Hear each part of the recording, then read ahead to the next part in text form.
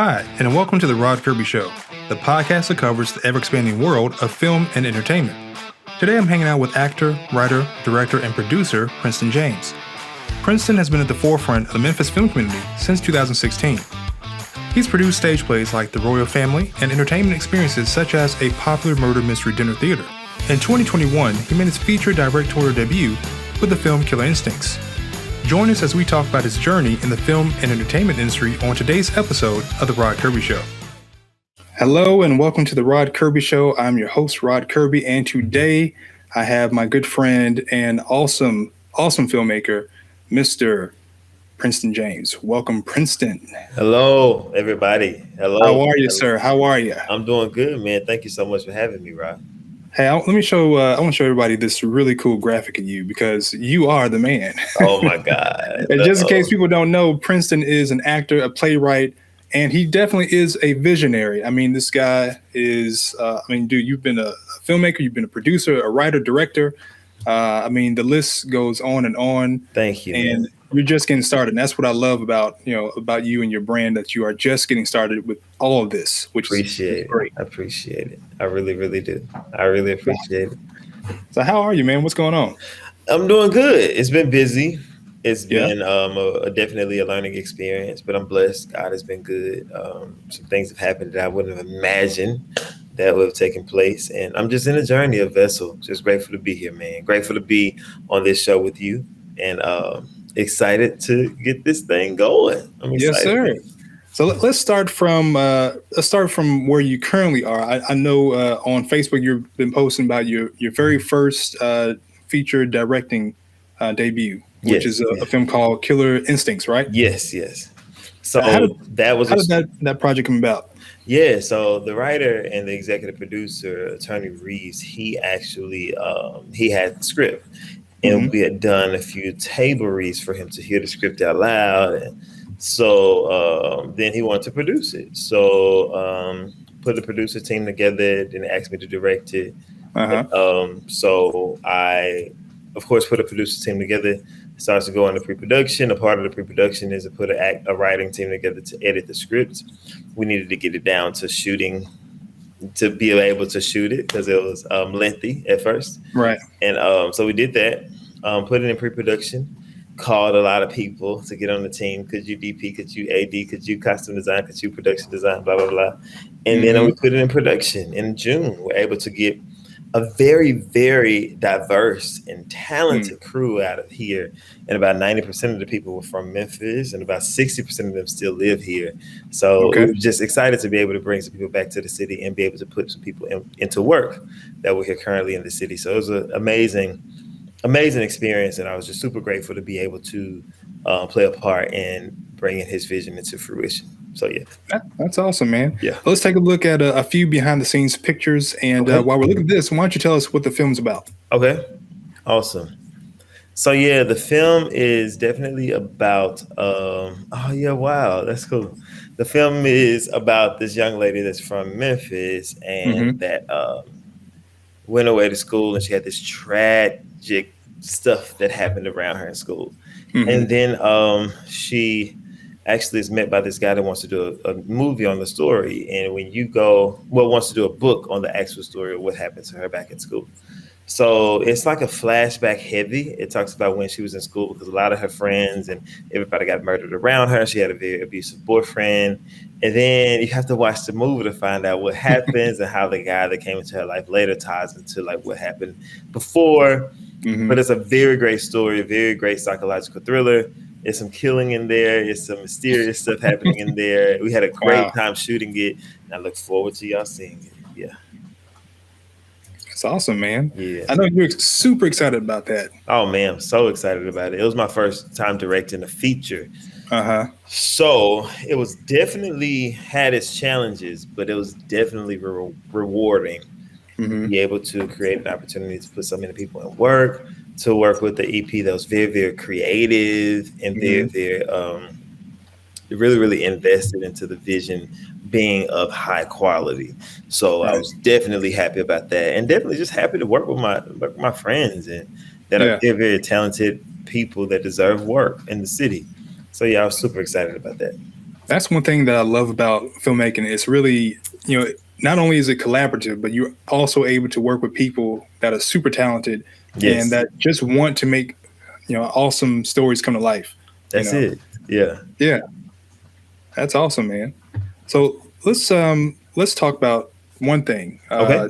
With this film, I know that you come from a playwriting background, Yes. and then you moved into short films, Yes. and then you moved into live experiences and events.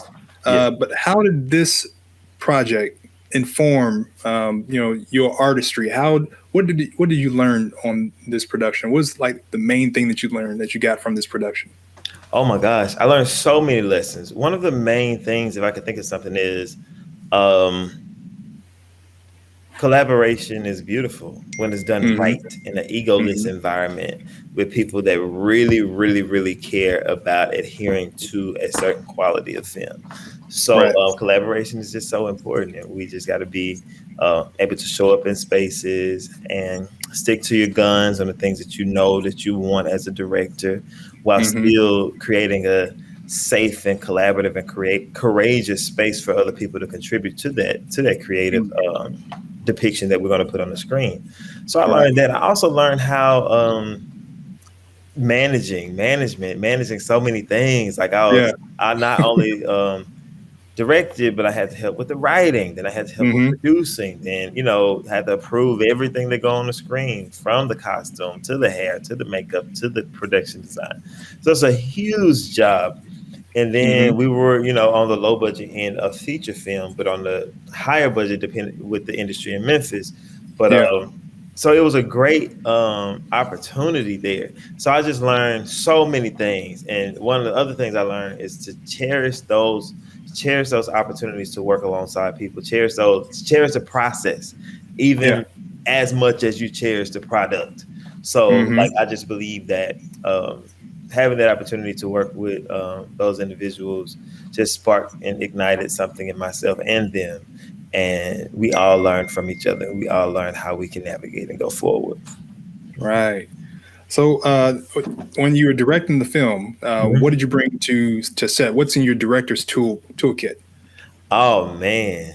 So what I brought to set every day, I food. mean, yeah, food. I I mean, it could always be had any food, resources, any apps, anything that you water. use. Yeah. I always had like a clipboard and like pens, highlighters, pencils, Hmm. and most of all, man, a good attitude. Like that's Right. the main thing I brought. Like a heart of gratefulness and Hmm. graciousness to God for allowing me to wake up in the morning and get to set safely, Right. while also not having imposter syndrome as if I don't belong there, because he would There have you never go. put me there if I did belong there. So, Hmm. but a great attitude, man. I mean, because I can have all the resources, all the apps, all the pens, papers, and scripts, and be so prepared, and I have a great attitude, and it would just suck.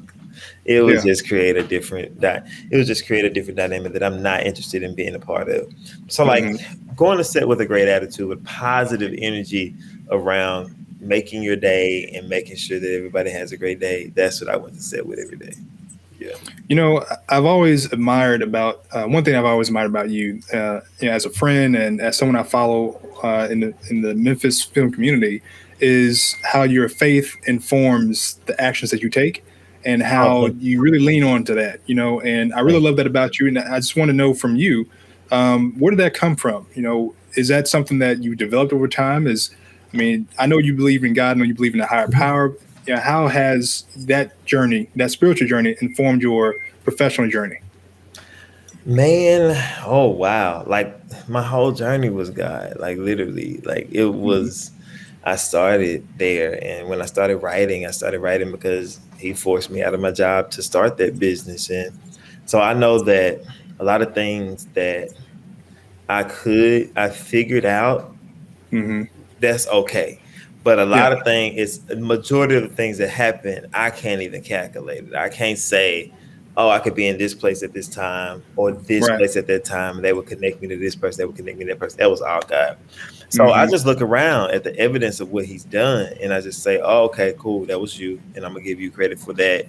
and not to do it because I want more, I want other projects, but just to do it because you deserve it and I appreciate where you have me at right now. Right. So it's just evident. It's evidentiary proof that he's been a part of every process. So I can't really explain other than like every part of it has been him. Yeah, Yeah. every part of it. No, I totally understand that. And, I know a few years ago, you Mhm. decided to act and write and produce full Yeah, time. 2016. Yep. 2016. So Yep. take us back to 2016. Mhm. What was going on in your life at Oh that my point in time? gosh. And So what made you decide to make that jump? Man, I was so stressed out. I was just like, man, I don't want to. God had been telling me for like 4 or 5 months, quit your job. And I had Hmm. never heard him speak to me like that. Mm. So when I realized it was getting real was when my roommate and I signed I signed a year lease, and we Yeah. received the notice in the mail just saying like your 6 month lease is about to be up. And I was like, we signed a year lease, we're paying a year price. What's up? What you talking about? Hmm. Then I prayed and prayed and went to church one Sunday, and the preacher preached about operating your gift. And he said, people will suffer if you don't operate in your gift. And I was like, whoa, whoa. Yeah. So, and I quit my job that Tuesday, man. Literally that Tuesday, I quit my job. And Wow. and I booked a building on my way out the door without a script, without a cast, without a plan, without money, anything. Hmm. So it was May 24th, 2016 when I quit my job. And it was August when we did the play. So think about not having a plan, not having a script, not having a cast. At the end Yeah. of May, and you're gonna put up a Uh-huh. play at the beginning of August.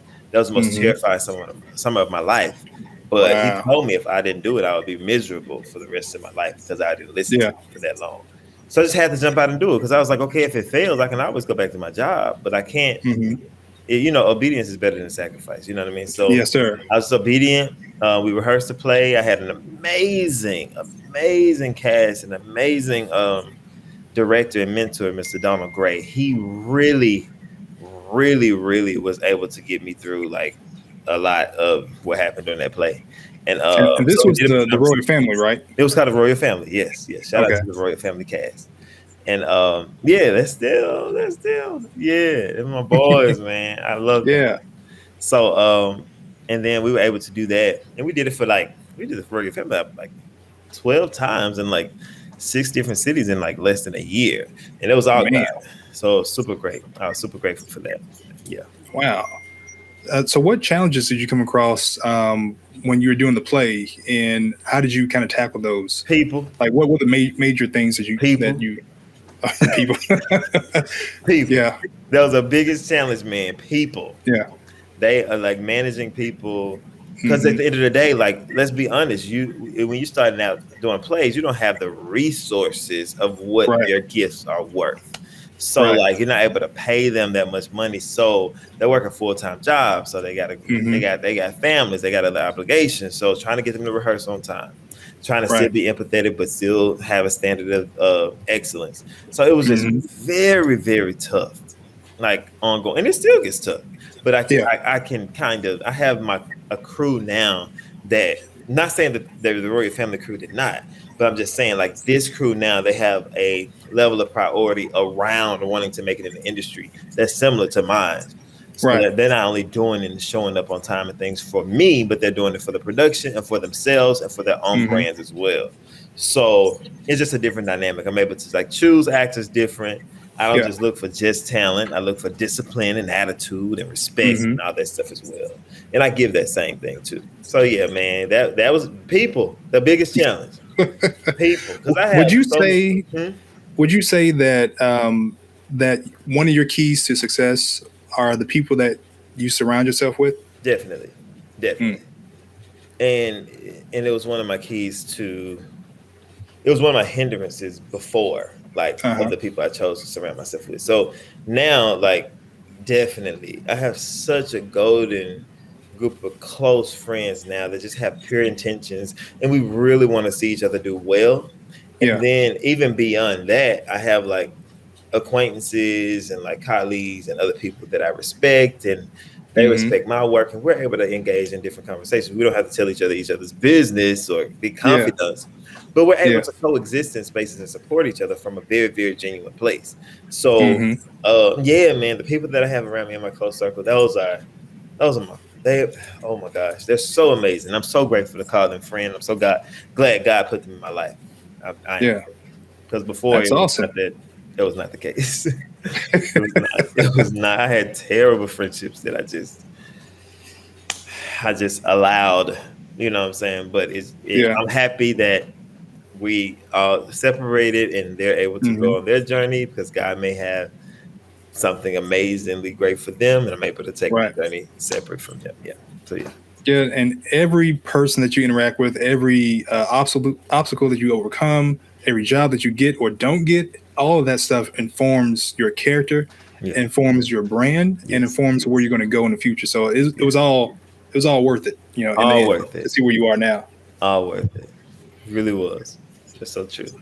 So you did the Roy family, and Yes. then I know you went on to do the Full Course Love, Yes. and you did Mother's Love, and you Yes. did a lot of these live event experiences. It's not Yeah, really in the events, but theaters. really Yep. it's experience. Yeah. And I think the last thing you did was the Murder Mystery Dinner Theater, Yes. right? Yes. Talk Yes. about how that came to be. Oh Because I man. went to one and it was amazing. First of all, Thank you. Thank you my for wife and coming. I had a great time Yeah. just to Thank you. see everyone there and to really just play a big game with everyone and have Yeah. this experience together. So how Yeah. did that come about? Thank you, man. First of all, thank you for coming and tell your wife I said thank you. I love her. Hey, She's so sweet. of course. And then so I had a random idea, man. I was like, oh, I want to do a murder mystery for Halloween. And Hmm. it's crazy that like my friends and actors and producers and stuff, they've been so desensitized to my wild ideas. It's just like, yeah, whatever, we're gonna try it. So Right. they don't even ask me any questions anymore. At first they used to be like, what? What? Really? You sure? And then I just be like, all right, cool, we're gonna try it. So I was like, yo, Hmm. what if a escape room and a dinner theater had a baby? And it was like theater and we were like invasive and it was Yeah. like people, we didn't have a stage and we were a part of it with the people. And they was like, okay, cool. Let's just let me know when the rehearsal starts. So we rehearsed it, and literally, Rod, nobody understood it until the first run of the first day of the first run. I was just like, y'all, it's gonna work. I promise you. We can go get in the Right. space. It's gonna work. I promise. And they didn't tell me until afterwards. So when we did it, I was like, oh, I understand it now. And the show was over, and I was like, I should Hmm. have understood it before. But anyway, so it ended up being a hit. So people started calling us to do private parties. People started calling us to do team building exercises. So, and then it was it went from our crowds being 95, 98% African American, which we love. Hmm. We Right. love. We make Southern Black work. We love that. To Yep. it became like 60%, 60-40. And it was a very, very diverse crowd that was interested in coming, which we love that as well. We welcome that Yeah. as well. So it was just super great to be able to create something that people received on that level. I just Hmm. loved it. Yeah. That's awesome, man. Yeah. And I know recently you've been doing a lot more acting, Yeah. and you've first of all, just so I just let me talk to these people for just a second, Princeton. So everyone, let me let you all know that Princeton James has been on NBC Network TV show Oh, Blood City Law. This guy has been on independent films. He's been on other shows. He's produced shows. You know, I don't think people realize how much you really do. thank you, man. Um, and it's God it's bless you. amazing. It's Thank you. really awesome, man. And I was actually my very first short film was with you in your It show. was with me. So Yes, it yes, was. let's not forget that. Yes, sir. It all Yeah. comes back around eventually. It does. It does. It does. Yeah. And I was so grateful for that opportunity. That was my very first project. Yeah. So let's talk about acting because that's in my opinion. I mean, you sing, you also sing, you act, and you Yeah, I write. And sing backup. I sing backup. I know you sing a little some. I know that's all kind of mixed in Yeah. together. Yeah. With your acting and all that. I know you love all that good stuff. So Yeah. what I want to do is I want to show your acting reel, and then I Ooh, want to talk Lord. about some things that you learned during your acting. I So should this have is checked that reel. this is Princeton James's acting reel. So let's take a look. Okay. I mean, Leslie and I had been together since freshman year, and we got into a fight last night, and she broke up with me. So I went to that warehouse across the street from her apartment, and I painted her name with hummingbirds. She loved them hummingbirds. That's big. We may not be able to make sense of it right now, but everything's gonna work out. And if we can make it through this, we can make it through anything. I want you to know that I love you. And I always will.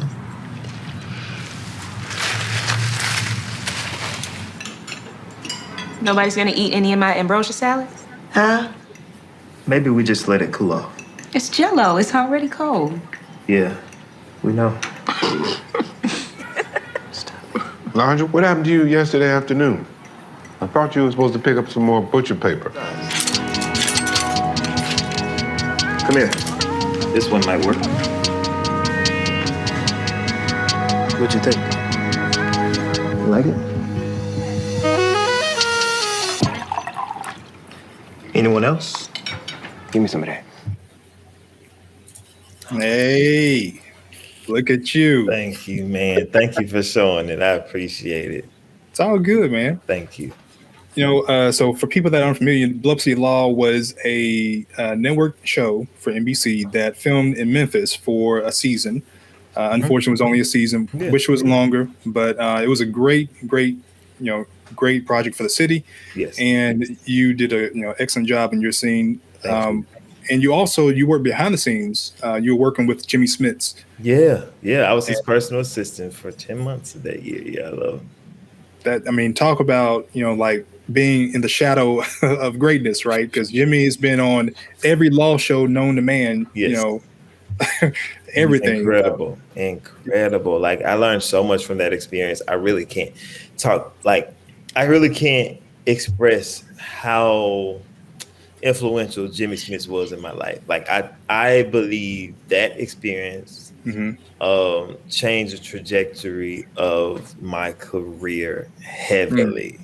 Yes, that experience. I had a lot of experiences with some amazing people that also contributed to that. But spending time with him for that long, I was able to shadow him on so many things, and he was able to pour so much into me. And inevitably, he just did it subconsciously, And it was just, I'm just super grateful for that experience. That was one of the best experiences of my life. And to be able to act, I didn't even expect to get a role. I auditioned like everybody else. So I did not expect to get a role in there, but I was super grateful. Super grateful for that experience. You didn't expect it, but God determined it before you even got, up there to audition. So that's right. That's awesome, man. That's definitely right. And that was a very, very busy time. That 2 weeks, it was like, when I was shooting Bluff City Law, I had just booked a role in this BET pilot that was written by Sky Blair, and she had won a Issa Rae. Yeah, Curves. I booked that at the same time, and then we had a murder mystery that weekend. So we had 5 shows on a Saturday and Sunday. And I shot Curves on a Saturday during our first show. Then we had to do 2 other shows, and I had shot Bluff City Law. I shot for 2 weeks on Bluff City Law, so I shot that on that Thursday. Then we shot Curves on Saturday, did the murder mystery Saturday and Sunday. Then I shot Bluff City Law on that Tuesday and that Wednesday or something. It was that week. It was like I had done the most in my career. I had not booked that much in my career than I did in that 2 week span. And I was just so grateful to God for that. Yeah. It's crazy that it's so important, that I was praying about some things and about forgiveness, around forgiveness. So it was the week before that, I feel as though God was dealing with me about forgiveness and about reaching out and just saying, listen, I'm forgiving you for me. Not saying that, but saying I forgive you for what you did to me. However, if you take it or not, I'm doing it because in my head, I was like, I'm doing it for me, not for you. Right. And literally that week before, it was hard. I had to deconstruct a lot of pride to do that because I didn't feel as though I did anything wrong, which I didn't. But I was like, you know what?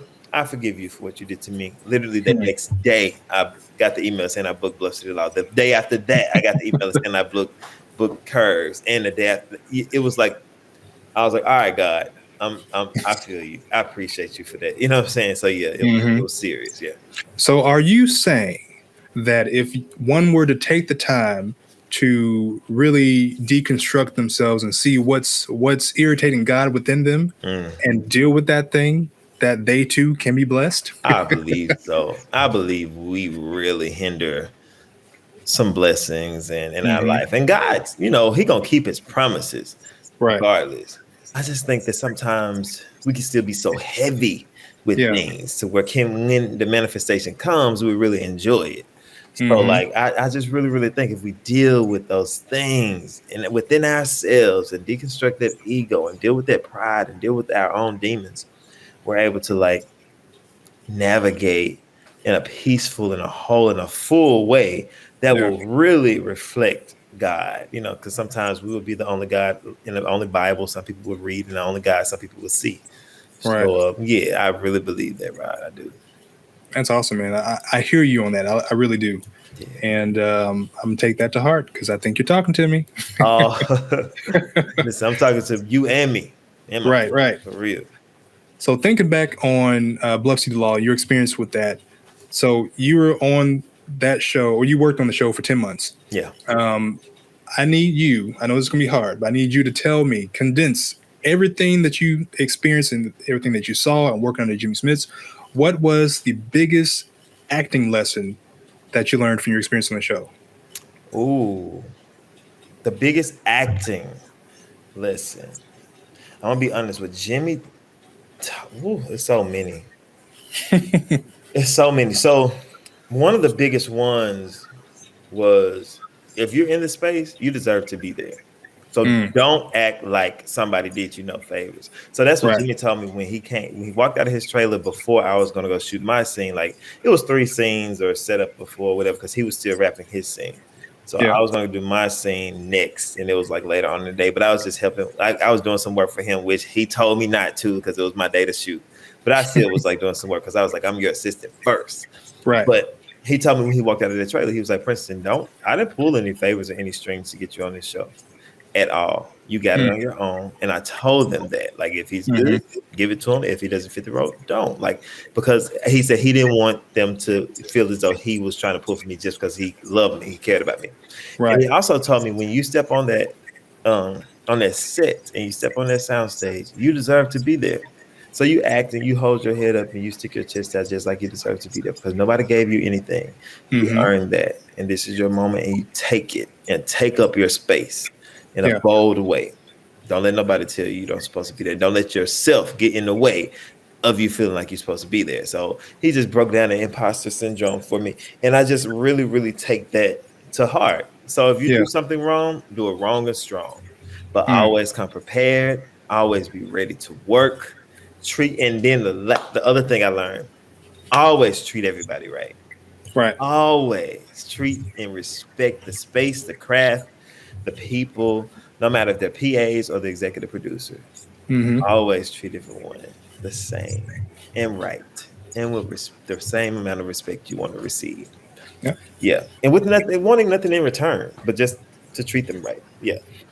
Yeah, that's one thing that I've learned. I mean, it's like you shouldn't have to say that, right? Yeah. Like it should be number one in your mind. It's the golden rule. Treat people how you want to be treated. Yeah. But you still have these horror stories of people, directors, producers, whoever, that are yelling at folks or giving somebody a hard time or talking down to someone. And film is it's like a restaurant. You can't do it by yourself. You cannot be in the kitchen by yourself cooking, serving 100 customers. You can't do it. You cannot. I don't care how good you are. Exactly. Does not matter how hard you work. You cannot do that. Well, you got to treat folks right. Yes. One thing I did want to ask you though, since you have started directing and producing, does your approach to acting, has it changed at all? Or I mean, other than learning those key things? Heavily, yeah. It's changed like drastically. It's changed because I'm able to I spend so much time behind that monitor, right, watching and all that. So it's just changed so much. So I look at it different. I'm able to take direction different. I'm able to contribute different. I'm able to show up different with even more confidence and So it changed. It changed me in many ways that I needed to be changed. Awesome. So you were also on Court, which was the Netflix film by Prentice. And for folks that don't know, Prentice is he's an awesome executive producer and writer, and director, and he is on the show Issa Rae's show. What's that show called? Insecure. Insecure. Yeah, he's over that show. He's the showrunner of that. Yep, he is. What was it like working under his direction on Uncorked? Oh my God, Prentice is he's a whiz, and he's just super cool and super humble. Like you, not saying I expected him to be an a-hole or anything, but I just I didn't expect him to be that humble. And he's just such a grounded individual that just you can tell caring about people just exudes from him. Like he just really, really cares about people and cares about like how people are treated, his approach to the work. He's just really, really, really an amazing person. Like, so he's very creative and very smart and very very brilliant of how he approaches the work and how intentional he is behind diversity and inclusion and all that stuff. So he was great to work with. I look up to him a lot, like a whole lot. Yeah, definitely look up to Prentice. I definitely do, because he is definitely a genius and an incredible person. What was that set like? You know, you had some heavy hitters in acting on that set. So what was that like? I was so nervous. I thought that when I picked that wine bottle up, I was going to drop it and break it. That's how bad I was shaking. Yeah, I was so nervous because it was just nerve wracking. It was like you look to your right and there's Courtney B. Vance. You look to your left, that's Niecy Nash. You looking like my wife was an Emmy nominated actress. You know what I'm saying? So yeah, it was. And I was like, oh, and I'm Princeton. And I'm from, you know what I'm saying? So, and I was like one of the only representations of Memphis at that table. So it was a lot to take in. But you deserve to be there. Right, I did. And I learned that later. Because at first, I'm not going to lie, I was like, oh gosh, I hope it goes well, because if not, Memphis is going to drag me. But I realized like it didn't matter. Like I deserved to be there, and if not, God wouldn't have put me there. So yeah, exactly. I was super grateful. But Prentice was incredible to work with. I would love to work with him again, honestly. It's awesome, man. You know, he just got that multi-year deal. Yes, with Disney. Yeah. Yes. And all of their yes. And Prentice is going to do an incredible job with that. I believe that. In him, I see another Tyler Perry kind of coming up. Yeah, definitely, 100%. Because he's just incredible, and rightfully so. He's incredible. So in the Memphis film community, it always seems to me like you are connected with like everybody. Everybody knows you. Everybody's worked with you, or everybody or wants to work with you. Oh, that's kind. It's really kind to see. I mean, it's cool, man. Why do you think people are so drawn to you like that? Why do you think people mess with you like that? I have no clue. Like I don't. I just know. Only thing I do know, and I stand in, is I know I treat people well. I know that. No one in Memphis can literally and not be lying on me. Can say like I did them wrong. Like I intentionally did them wrong. No, I treat people well. So like now there are some people that may have ill will, but they have their own issues and their own things to deal with. But but I really, really have good intention behind how I treat people, and that comes before the work. And then I adhere to a certain standard of equality that we want to be proud of and we want to put out on a consistent basis. And then the last thing is I'm really, really there for community. I want to see how people win. I want to see how people get money and get opportunities to be able to support their family and do what they love. And then break all the rules, like disrupt the system. Like whatever they said we can't do, no, we can do it. As long as we're doing it with integrity and with the standard, we can do that.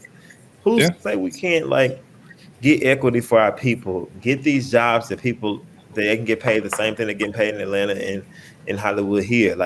Just we want to disrupt the system and just treat people right in the process. So I think that may have something to do with it. And if some of them don't, and then being open to people that don't want to work with me, I'm okay with it. I still wish them well, and I still hope that they succeed in their own right. And I have no ill will towards anybody. But I'm super, super grateful for the people that God has placed in alignment, like you and some other creatives in the industry, that we can just literally coexist. We can produce separate projects and not look at each other as competition, but it actually complements each other to create an industry that will help all of us. We don't need any other capitalists in this industry. We need to have multiple millionaires, not just one. Does all the plays and all the films. No, I'm seeing people do I know 12 people that are doing films, and it's a beautiful thing because their trailers looking fire and they're able to, you know what I mean? I'm just excited about everybody's stuff. So hopefully that's the reason, and hopefully what comes from the heart reaches the heart, because I really do want everybody to win. I really do. And I will add to that real quick that you are a genuine dude. Thank you. And you're not fake. You are who you are, and I love that about you, that you present yourself as yourself and you don't pretend to be anything that you're not. Thank you so much. I think that's one reason why people really like you. Thank you. I appreciate it. It means a lot. Now, a little birdie told me, and this is Memphis's worst kept secret, is that you really, really, really like Tyler Perry. Oh my God. And you really enjoy, his journey and his story. That's number one. You know how people love Beyonce? Yeah. That's me. That's Tyler you. Perry to me. What? Well, I love Tyler Perry. I want to do a little something. Let's do a quick quiz to see how much you love Tyler Perry. Okay. Let's do it. Yeah. Let's do it. Let's do it. It's just, short little 5 easy questions. Okay. Nothing too serious. Yeah. Question number 1. What was Tyler Perry's birth name? Emmett. It is Emmett. Yes, it is Emmett R. Perry Jr. Congratulations on answering number 1 successfully. Yeah. It was Emmett. Yep. Now, at age 16, he did something very major. Did he write his first play, or did he change his name? So one or the other. He either wrote a play or he changed his name. Which one did he do? His name. That is correct. At age 16, he did change his name. Yes. He did it because of his relationship with his father. Yeah, he did not want to. Yeah, he didn't want to remember that. Yeah, he wanted to detach himself from that. Yeah, exactly. Now, okay, here's a good question for you. So, from whom did Tyler Perry get his inspiration to pick up the pieces of his life and start helping others through messages in his work? It was one important figure in his life. It's a media celebrity. We all know this person very well. Okay. Who was this person? That encouraged him to pick up his pieces and pick up his life pieces and to start really writing his plays and inspiring people through messages in his plays. Oprah? It is Oprah. Yes. Okay, cool. Oprah. It is Oprah. I had to really think about that one. I had to really think. Yeah. Yeah, he saw her on he was watching Oprah Winfrey show, and she was talking about writing letters to heal. Yeah. He did that. You're giving me the real questions, right? I got to be a real fan to know these, because I'm really thinking after all the interviews, I'm thinking Oprah had to be the one. That's literally what I was doing. Yes. Okay. Last question. Let me see. I'm gonna give you a good one. Okay. So, his very first musical, do you know what that was called? It came out in 1998, and it was a musical about child abuse and child abuse adult survivors. Any idea what that might be? His very first work. I Know I've Been Changed. I Know I've Been Changed. Yes. 20 points for you, sir. 20 points. You giving me some hard questions. I'm thinking at first, I said, oh my gosh, I'm about to get this wrong. No, These are some hard questions, I'm telling you. And then they're not even multiple choice. They're just like, hey, you got to know the answer.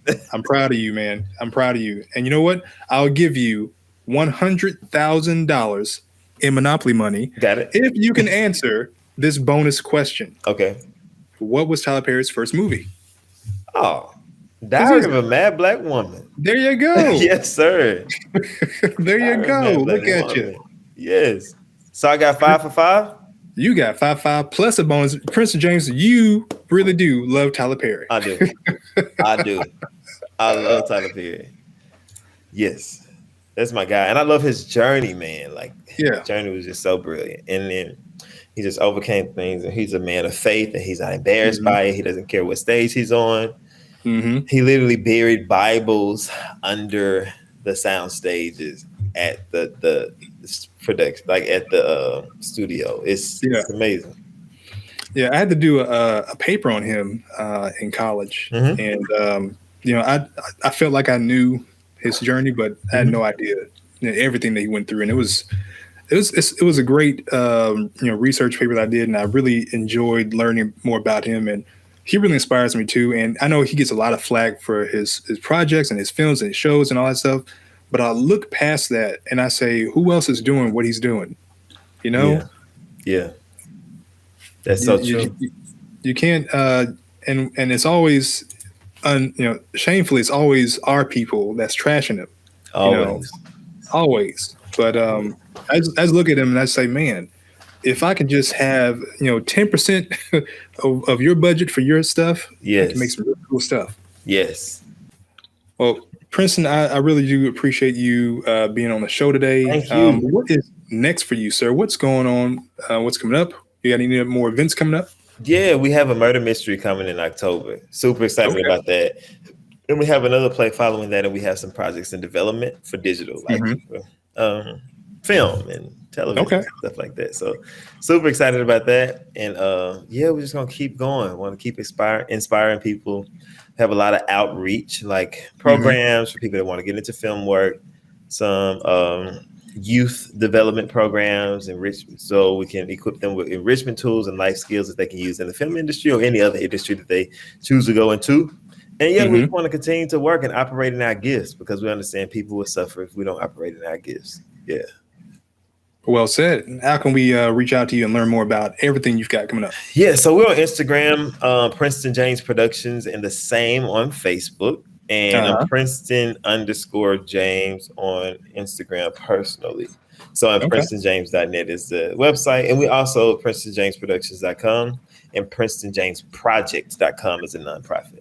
So yeah, super excited about that, man. And I'm so grateful to be here, Rod. Thank you for having me. Hey, appreciate you. Anytime that I can do anything, I'm one phone call, one text message away. I'm coming. I'm gonna come get you. Don't say that now. For real. Come on, man. I'm gonna come get you, man. Come on. Well, I want to thank everyone for tuning in today, and of course, I'm Rod Kirby. You can connect with me at rodkirby.com as well as at Rod Kirby on all social media platforms. And for Princeton, trust me, just Google Princeton James. You'll find everything that he's connected with. And there it is on the screen, just in case you didn't see it the first time. I want to thank everyone for joining us on this episode of the Rod Kirby Show. Thank you very much, and we'll see you all next time. Peace out. Peace.